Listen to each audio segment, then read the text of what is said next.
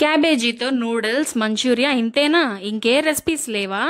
Hello guys, welcome back to our channel. నేను మీ పర్వీన్. ఎందుకు లేవండి, క్యాబేజీతో చాలానే ఉన్నాయి రెసిపీస్. ఈ రోజు అయితే క్యాబేజీ రోటి పచ్చడి చూసేద్దాం. సో ఫస్ట్ స్టవ్ మీద బాండి పెట్టేసుకొని ఆయిల్ హీట్ ఎక్కాక పచ్చిమిర్చి ఫ్రై చేసి పక్కన పెట్టేసుకోండి. నెక్స్ట్ క్యాబేజీ సన్నగా తరిగాం కదా, అది కూడా వేసేసి ఫ్రై చేసుకోండి.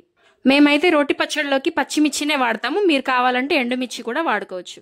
తర్వాత 2 టొమాటోస్ తీసుకుని వాటిని కూడా కట్ చేసి క్యాబేజీ ఫ్రై అయ్యాక టొమాటోస్ కూడా వేసి మగ్గించుకోండి. ఏదన్నా దగ్గరగా ఉన్న మూత పెట్టేసి కుక్ చేసుకుంటే తొందరగా కుక్ అవుతాయి, లోపల వరకు బాగా ఫ్రై అవుతాయి అన్నమాట.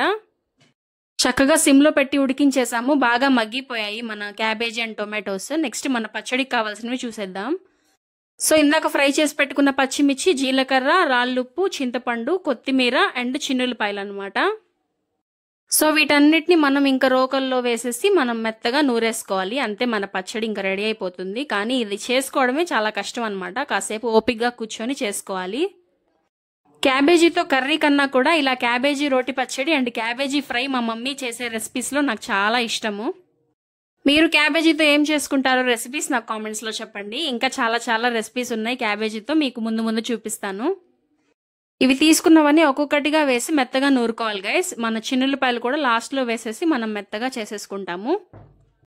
పచ్చళ్ళు ఎప్పుడు మిక్సీలో కాకుండా ఇలా రోట్లో నూరుకుంటే చాలా బాగుంటాయి. ప్లస్ గ్రైండర్లో కూడా వేసుకోవచ్చు, కానీ చిన్న అమౌంట్లో పచ్చళ్ళు మనం గ్రైండర్లో వేసి చేయలేం కదా. సో రోటి పచ్చళ్ళు is the best option guys. So మనం మాట్లాడుకుంటూనే మన పచ్చడి అయితే రెడీ అయిపోయింది.